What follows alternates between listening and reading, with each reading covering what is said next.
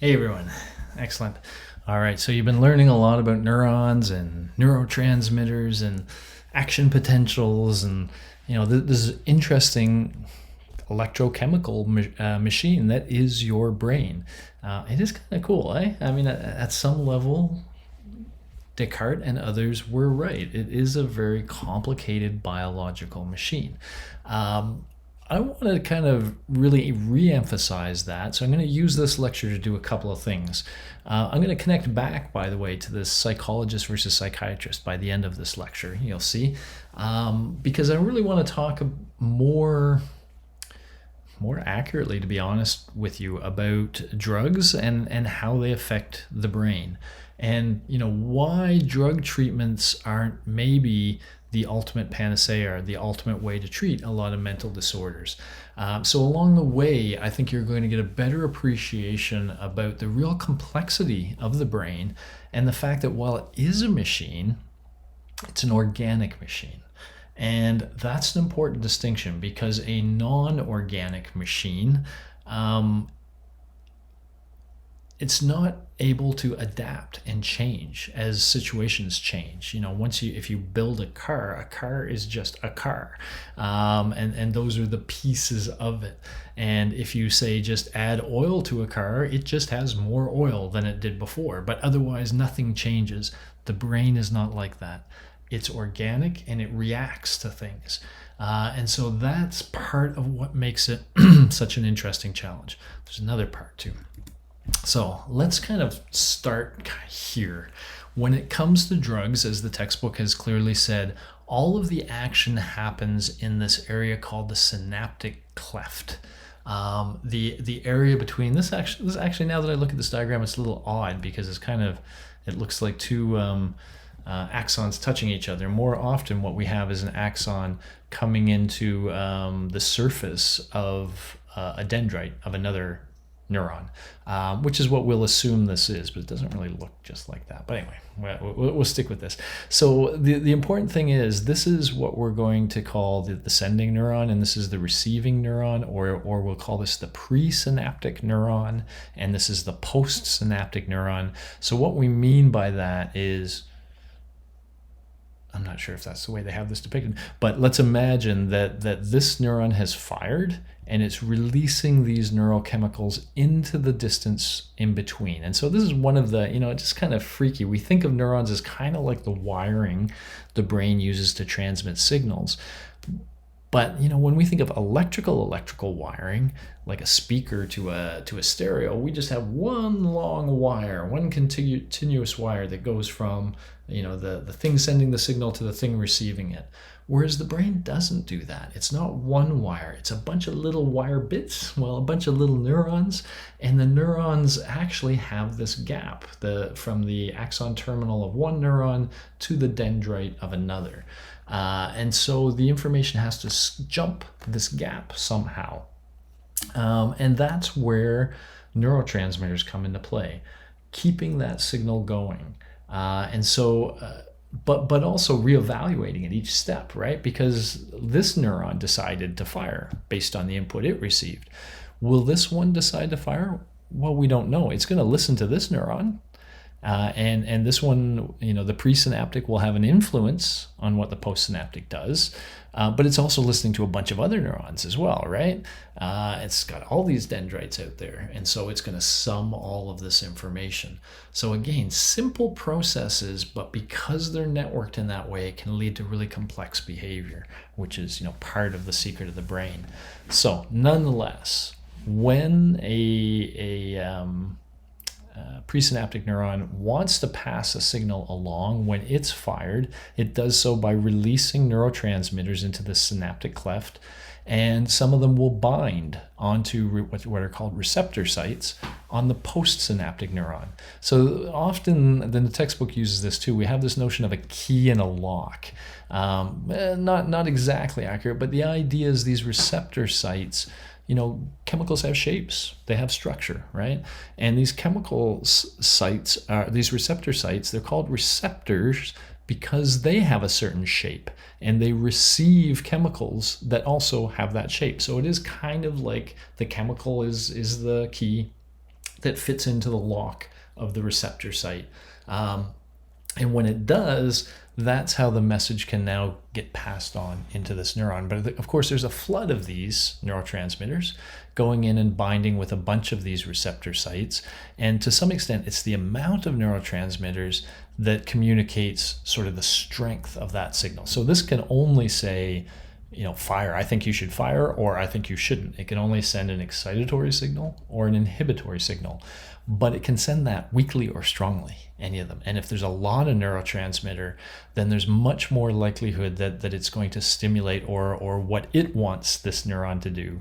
There's a bigger chance it will. So if it wants this one to fire, if it's an excitatory signal, then the more neurotransmitter release, the more likely this neuron will ultimately fire. So we have the neurotransmitter itself, but we also have the quantity of it in the synaptic cleft. Really kind of strange way of sending a signal, eh? Kind of interesting. And this is also why humanity uses drugs, both recreationally and medically. Certain drugs can have their effect, and this is where they have their effect, in these synaptic clefts right between the neurons, typically by somehow changing this process. And I'll talk to you, I want to give you some more specific ideas about that as we go through. But if a drug somehow alters this transmission of the signal from one neuron to another, it can literally alter our experience. Quite honestly. And I mean, you think of a psychedelic drug, maybe like magic mushrooms or something like that, which really changes your sensation and perception of things.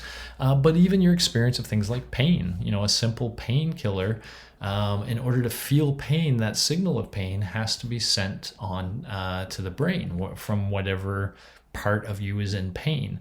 But if something prevents that signal from being transmitted, you don't feel pain. That's how, typical aspirin and things like that work. They block the signal that tells you you're in pain. So technically you're still in pain. You just don't know it. You're numb. You're comfortably numb if you were a Pink Floyd fan. Okay, so you have that sense, I think. I want to build on that a little bit. Okay, here we go.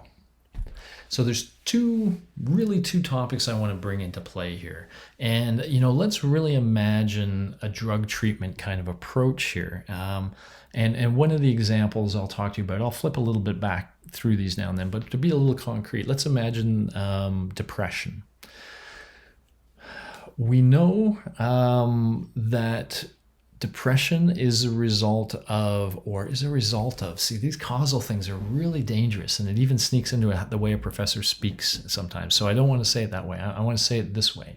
We know that depressed people who are feeling those symptoms of depression also have generally less serotonin in their limbic area. Now, I want to describe that literally as a correlation because that's literally what it is. I don't want to say lower serotonin causes you to be depressed. We just know those two things happen together. So people who are depressed have less serotonin in their limbic system than people who are not depressed. And as I'll describe to you, there are ways in which we can increase the amount of serotonin through drugs. And that does, at least in the short term, result in this person feeling better. And so drug treatments can provide immediate relief.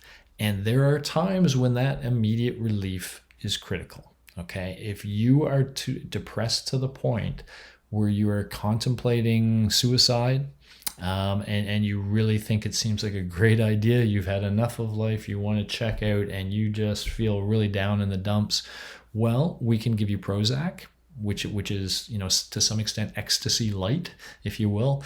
Prozac will increase serotonin levels in your brain, in the limbic system, and will result in you feeling better. There's that word result again, which suggests causal. I don't want to be causal, so I want to say those two things will change. You'll have more serotonin in your limbic system, and you will feel better. Okay, you'll understand why I'm doing this weird causal thing when I get to the end of this. Okay, so, but that short term effect is good, right? This person does feel better. And for example, I had a friend going through a really tough divorce, and he was really depressed and really down in the dumps. And when he started getting Prozac, he immediately said, okay, I feel better. I'm not sad all the time. I can think through things a little better. I can problem solve. I can. So the drug allowed him to sort of have his mind back.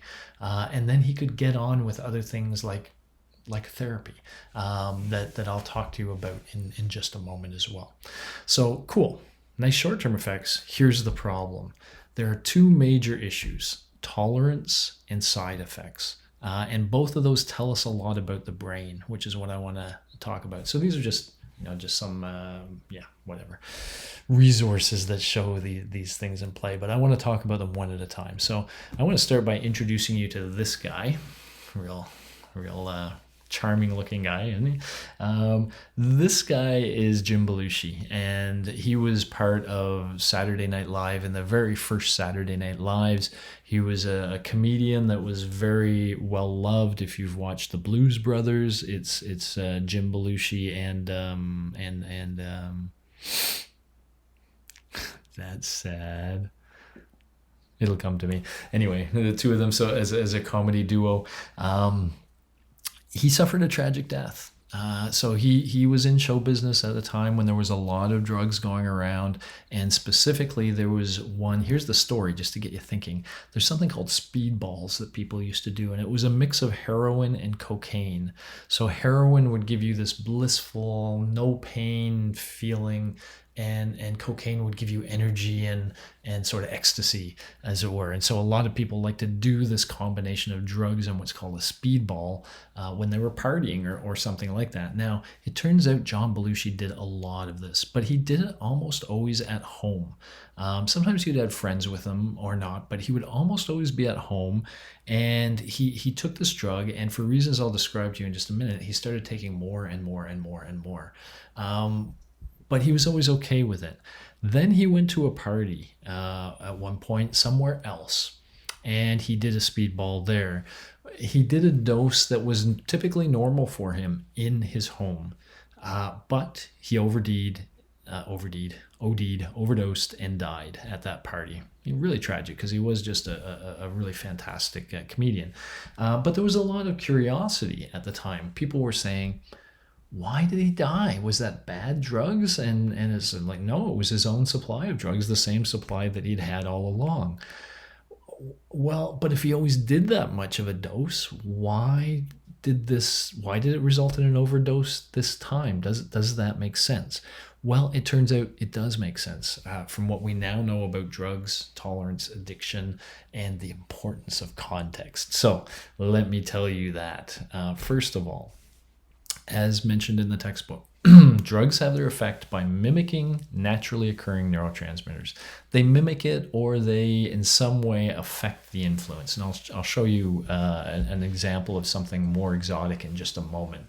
But for example, cocaine, part of the speedball, stimulates the same receptor sites as dopamine does. And dopamine is the neurotransmitter that's naturally occurring in the brain. And it naturally occurs when we feel good, when we're doing something that feels really, really good. Then we have a lot of dopamine in our brain. So there's this connection, this correlation between the amount of dopamine. And so we're not just talking. So I said serotonin, makes you feel good. Serotonin makes you feel like you're not sad. Dopamine makes you feel really good. so it's sort of another level of goodness, as it were. And so those times when you feel euphoria, you've got a lot of dopamine in your brain at the time. And cocaine kind of mimics that. So especially the first time people take cocaine, they tend to feel fantastic. I've never touched cocaine in my life. I've never touched it because I read about it, I understood it, and I know how good it can make you feel and how productive and energetic. And I know I would love all of those things, and therefore I don't come anywhere near it. Partly because I know the rest of the story that I'm about to tell you as well, which is as follows. Okay, so cocaine kind of mimics dopamine. But if you start using a drug like cocaine on a regular basis, and especially in a regular context, think of John Belushi in his home, If you repeatedly taking it, your brain starts to, in fact, learn that you are about to take the drug. And, let's say, for example, that John Belushi, when he came home from the studio, he would come home, he would take off his shoes, he would put his jacket in the closet, he might go to the fridge to grab something to drink, and then maybe he sat down and took out his drug paraphernalia and proceeded to do his speedball. Now, if he does this day after day, the brain starts to learn this pattern through something called classical conditioning. We'll talk about that in the learning chapter. But it becomes the point where the brain can predict what's about to happen. And the moment John comes home and takes off his jacket, well, you know what the brain does? It starts to know, oh, there's cocaine coming.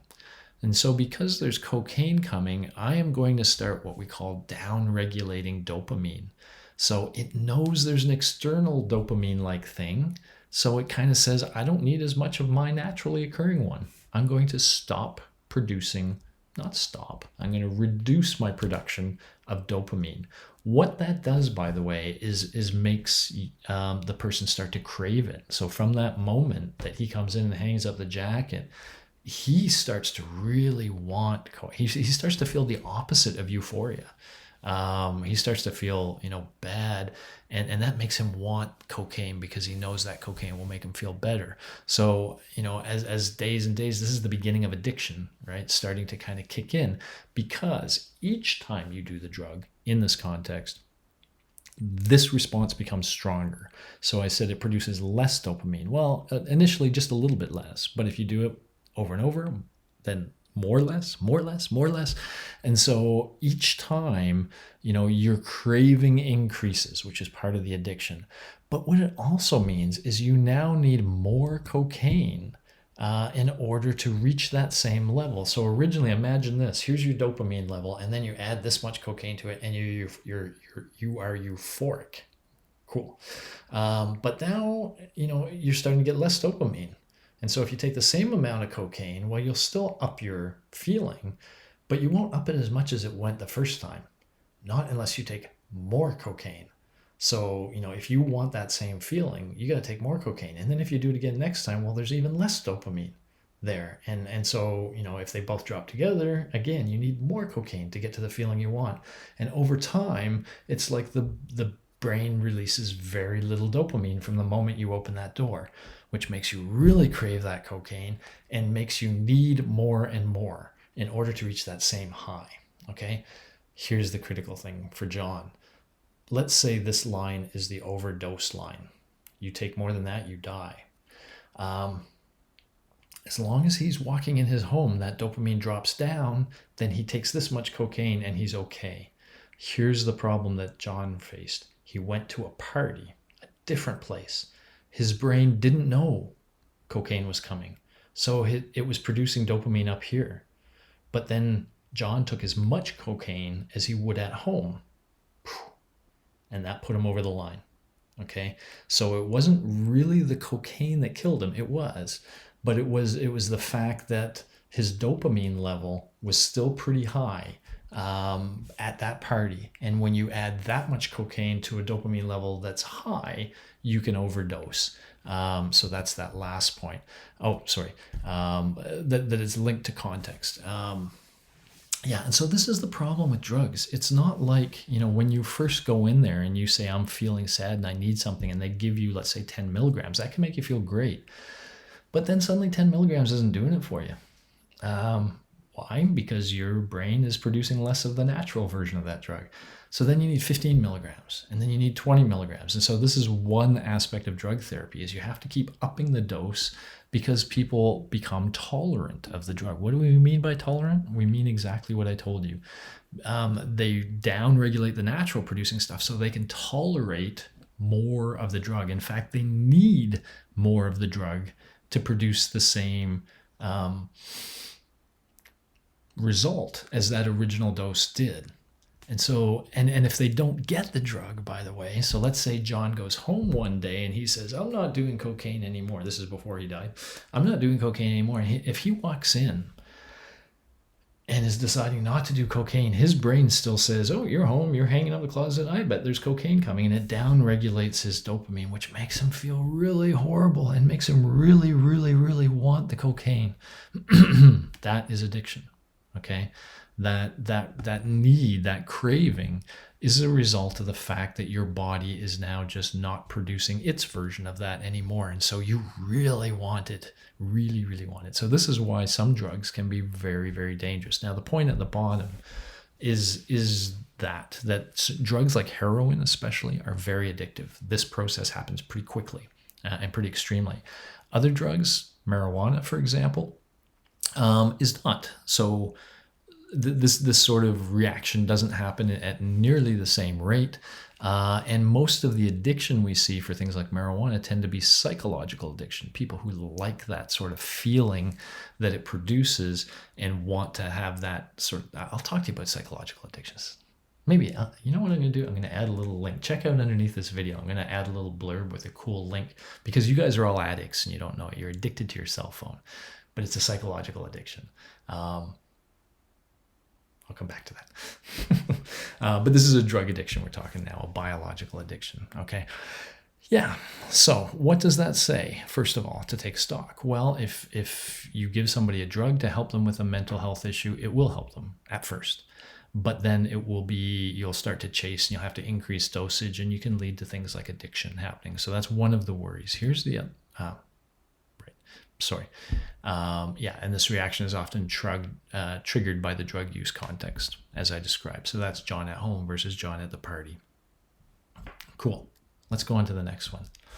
And let me give you a solid example of this. Serotonin.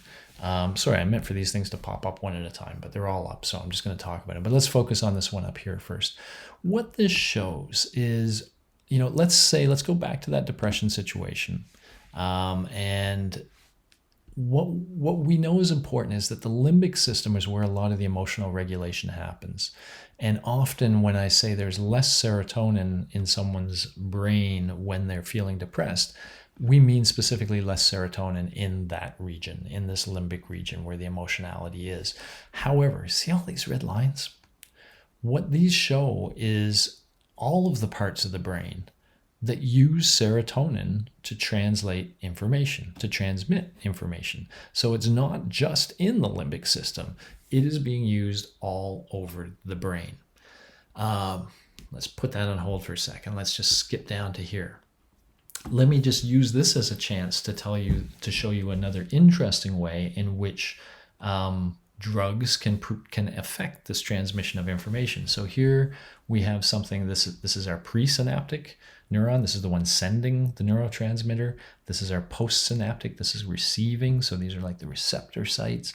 And so with depression, we often give people something called SSRIs, selective serotonin response inhibitors. I'll come back to the selective in a moment.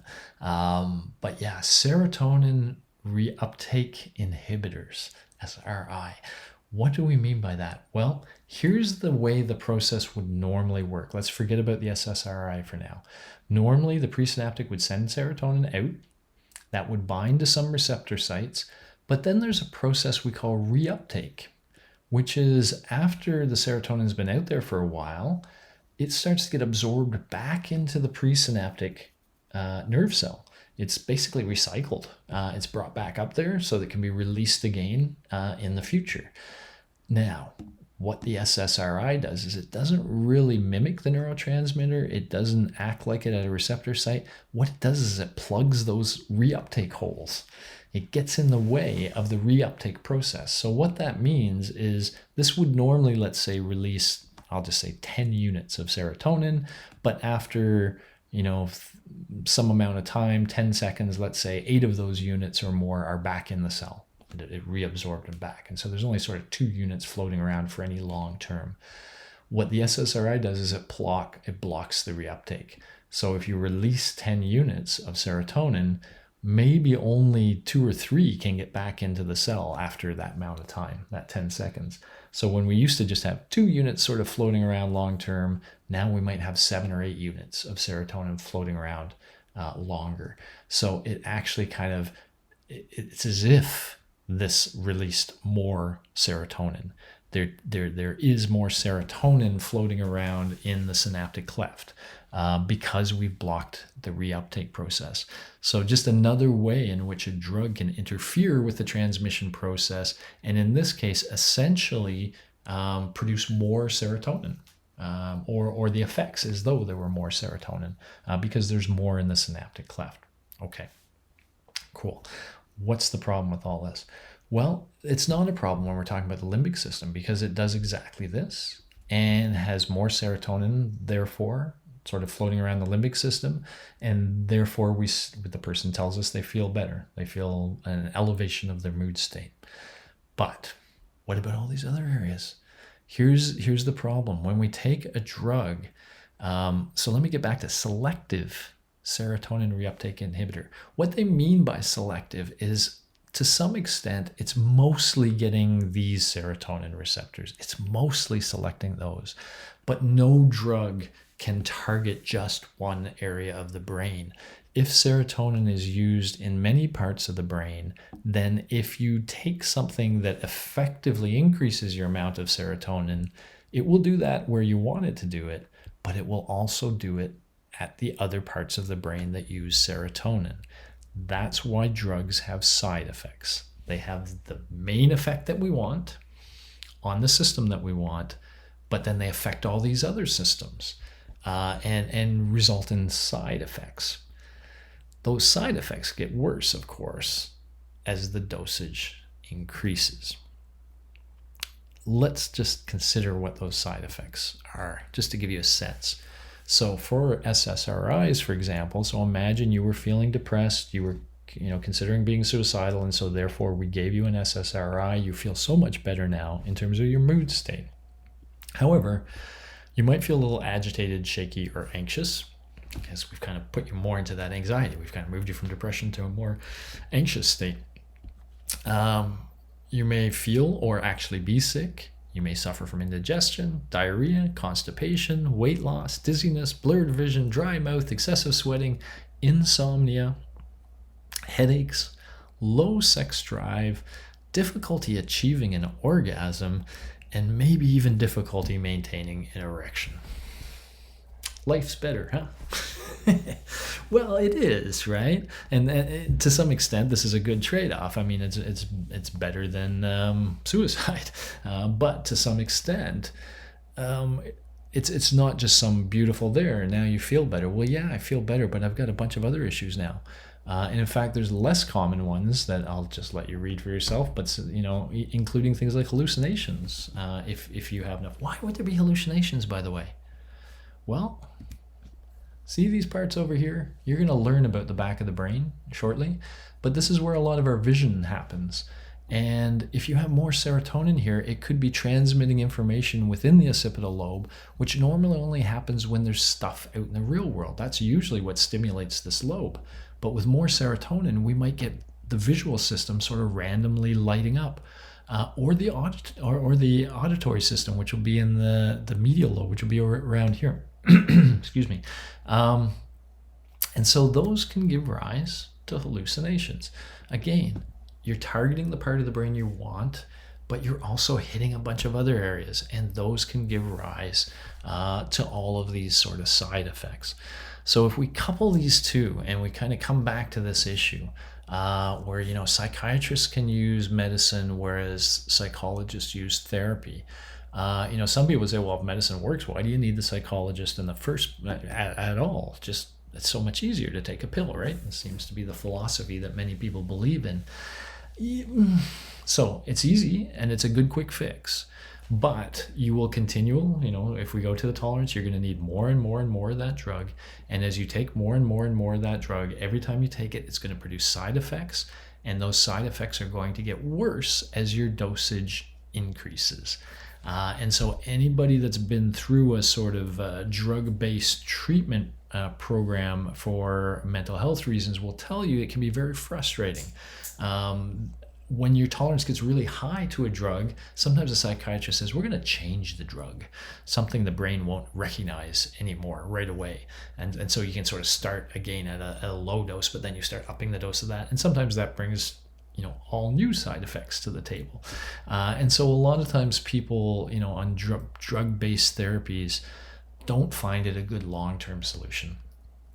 Great short-term solution, but often not a great long-term solution. And that's where the psychologist comes in. And so let me go full circle and get cagey on this, the way I was talking correlations before. We're tempted to say, if there's more serotonin, that makes you feel better. But you know what? We can also teach depressed people to interact with their world differently. We know that depressed people overweigh negative events and underweigh positive events. And we can actually teach them to be much more mindful about the positive events in their life and to think about them more. And so we can create new cognitive habits that orient them more to the good things in life, so to speak. So there's something called cognitive behavior therapy we could use with them. And if you do that, you can teach somebody the skills, and as they learn these skills, they feel better. And you know what?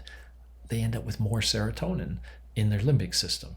So it's always tempting to say more serotonin makes you feel better, but it might be that if you can learn how to feel better through cognitive strategies, that also increases the amount of serotonin. So it's more like these things are connected. There's a relationship between the two. And yes, the amount of serotonin in the brain might tell you something about the amount of positive affect the person's feeling, but that doesn't mean it's the serotonin causing it or the positive affect causing the serotonin. It's just like they're both reflective of your mood state somehow. So all of this to say, the big story of this lecture is the brain is a complicated critter, and more than complicated, it's a dynamic, organic machine. And so when you start tinkering with things like how much of certain drugs are how much neurotransmitters are being released or having an effect, the brain will adjust itself. And it's like it wants to go back to this sort of state it was at. All the time. And so you can fight the brain with drug treatments. It can be constantly sort of running away from you a little bit. It's not like a car where the oil's low, you add oil and everything's fine. People with depression, it's not just that they've depleted their serotonin and we can just top them up a little bit and everything's fine. It's way more complicated than that.